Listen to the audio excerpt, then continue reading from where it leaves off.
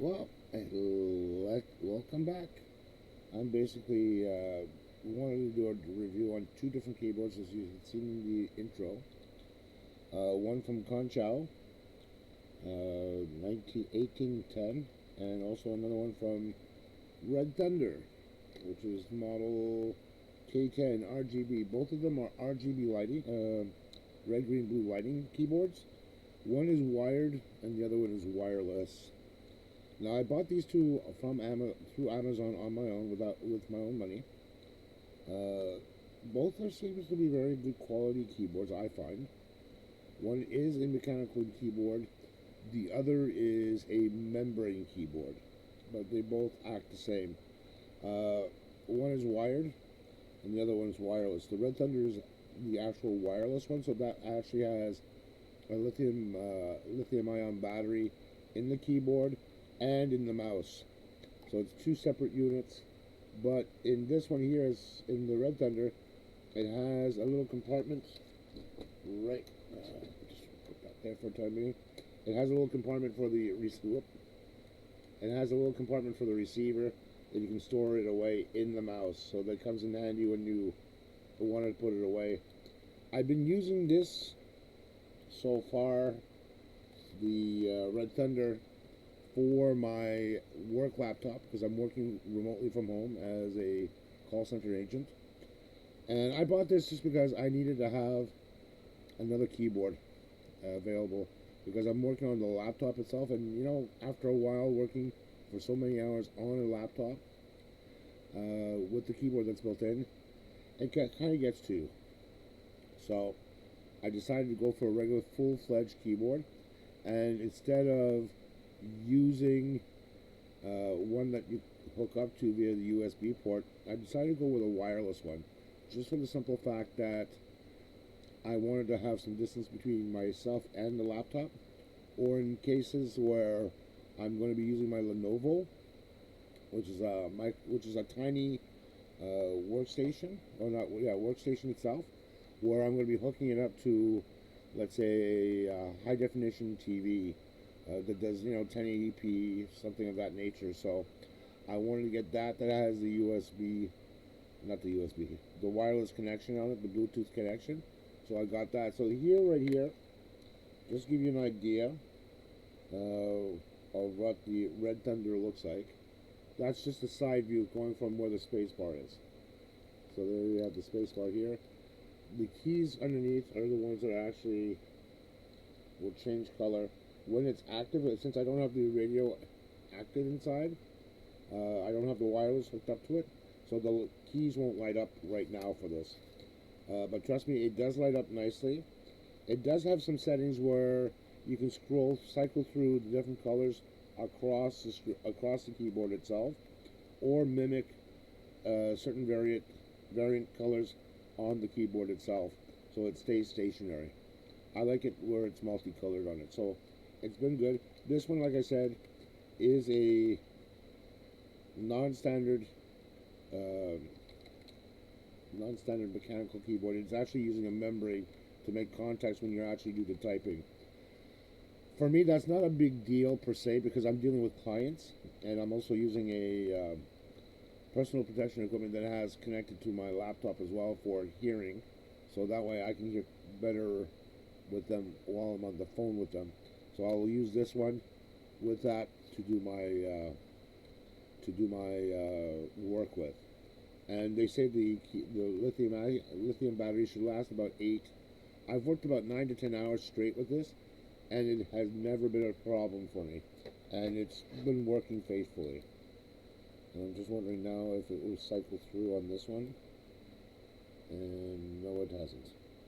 Okay, it's not a big deal. But that's on both. So this year, like I said, for $72 for the RedThunder, good deal. You can get it through Amazon. I paid about $72 Canadian for this with the mouse. It didn't come with a pad. What can I say? You get what you pay for, right? Now with the CHONCHOW, which is this guy here, which is actually hooked up to my little to my actual computer, my Lenovo. And this is what it looks like with just the colors on it. So that gives you this is the one that actually goes clickety clackety on it. So I like this one here better when I'm not on the phone. And yes, this does use USB connectors on it, on both mouse and on the keyboard itself. And as you can see, it's cycling through on the mouse, which is a nice little effect, which I don't mind at all.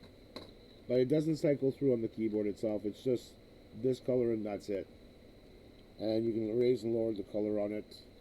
I like to dim down the LED on it and bring it back. But overall, both of them are great.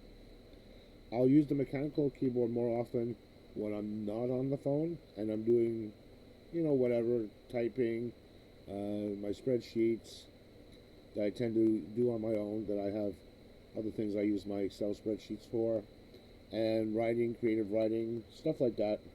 And of course video editing like what I'm doing here, which I'm creating the review for both of them. The CHONCHOW, or the CHONCHOW, I keep saying the opposite, don't ask me why. It happens. It's the weekend, we are allowed to do our little mishaps. For the CHONCHOW, I paid, I think, about $32 with it, and it did come with a nice little pad, just to show you. Give you the globe, gotta love it. And that one's also been nice. And the pad itself is, how can I put it?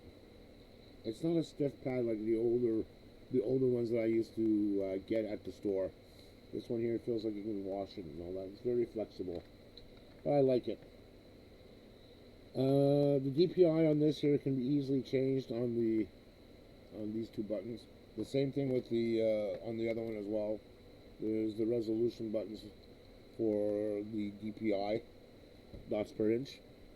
That'll give you the relative speed on it. Both of them I find, like I said, they're both good little keyboards. For me, I'm not that nitpicky as some other people are, where they'll just stay away from the mechanical keyboards. I'm used to the mechanical keyboards because that's what I grew up with when the PC came out in the early 80s. I was actually going through high school when the computers first came out, so I remember the original PC XTs and ATs from IBM, the 5150s, with the mechanical keyboards that they had on those. Those were like indestructible in comparison with today's keyboard. I mean, I swear to God, you beat the living dates out of you beat the living snot out of those. The thing kept on going. Try to do that today with today's keyboard. Good luck in having it survive. Jokingly, of course. But I mean, I love the mechanical keyboards, and I don't really mind the memory ones. They do just as a good job if you don't need to have the sound always coming out. So with that being said, for both of them, I give both of them a 2 thumbs up. Depending on your mileage that you need them for, that will vary. Both of these are both for gaming PCs, but because I don't do that much gaming on my end over here, which means it's perfect. I just do a lot of typing, a lot of spreadsheet, a lot of documentation, databases, stuff like that. That's more than enough for both of them. Both are great, and they do what I needed to do. And especially when I tend to do presentations, the wireless will come in handy to bring with on my with my regular tiny PC, and hook that up to a large external display monitor like a 1080p or a 4K screen, because I can hook up two high definition monitors there, so I can at least view what I'm doing, or at least two externals and one standard 15 pin, so I can actually have 3 monitors onto that. It's great.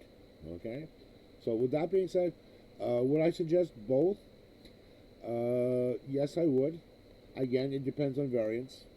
The mechanical one, yes, because that's what I've grown up around with since the early 80s. The membrane one, If you don't like the knocking sound on the mechanical one, then definitely yeah, go with the other one. But like I said, it's a matter of preference for that. I'm not leaning in favor of one over the other. They both have their good points. Both have their bad points. For me,